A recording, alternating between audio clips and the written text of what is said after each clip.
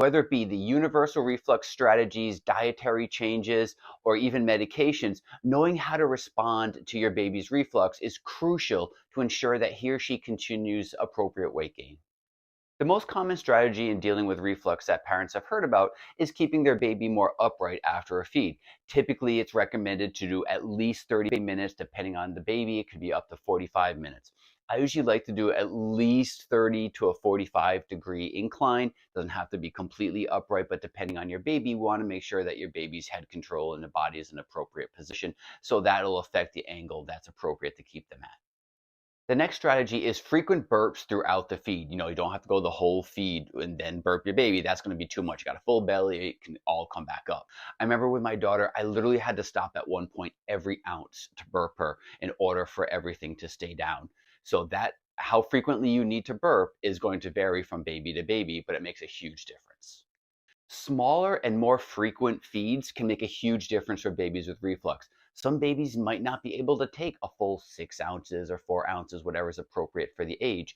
So if the little ones have smaller amount of feeds, but you have them more frequently throughout the day, the babies can keep it down more while still getting the same volume over the 24-hour period. And then this strategy was a game changer for me, and it's spreading out the length of your feed. So what I would do is I gave our daughter half of her feed, burped her, and then we just kind of chilled, hung out for a little bit, got our stuff together, went for a walk. We went somewhere in public, and then we finished the feed out there, and it all fit within that 1 hour time period where the milk or the formula is still good. One of the possible causes of really significant reflux could be a food allergy from your little one.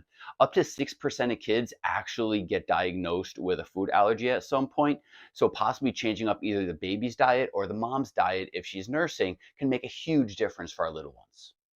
If your baby drinks formula, one of the more common food allergies for babies is a protein that's found in milk.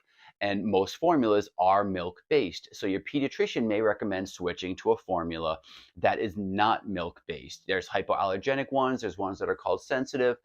Switching up the formula can make a huge difference for our little ones that are having some GI difficulties.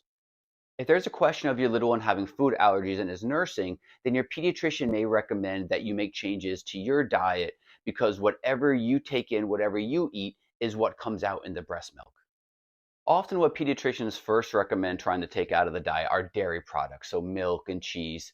Other common food allergies, though, are like soy, wheat, eggs, shellfish, peanuts, other tree nuts, and sesame. Now, the pediatricians and the gastrointestinal doctors don't typically first recommend eliminating all of that out of your diet. I mean, that would be super hard. And as it is, just even cutting dairy out is really, really challenging. But once you find, if there is an allergy, once you find that trigger and make that adjustment, it can make a huge difference for your little one. Now, unfortunately, some babies do require medication to help with their reflux. The medication does not take the reflux away. What it does is decreases the acidity in the stomach, so when the reflux comes up, it's not nearly as irritating and uncomfortable for our little ones. Pediatricians will often start to think about medications for reflux if the baby's having poor weight gain, is refusing to eat because it has such a negative association with eating, or if their esophagus is swollen or irritated. Managing your little one's reflux can be really, really tough. So be sure to keep a real open communication with your pediatrician, especially if you're noticing your baby's not gaining weight or starting to refuse, become discouraged from eating. To learn how you can nurse your little one without getting the neck and shoulder pain, you can click on the link above. Thanks a lot, guys. Have a great day.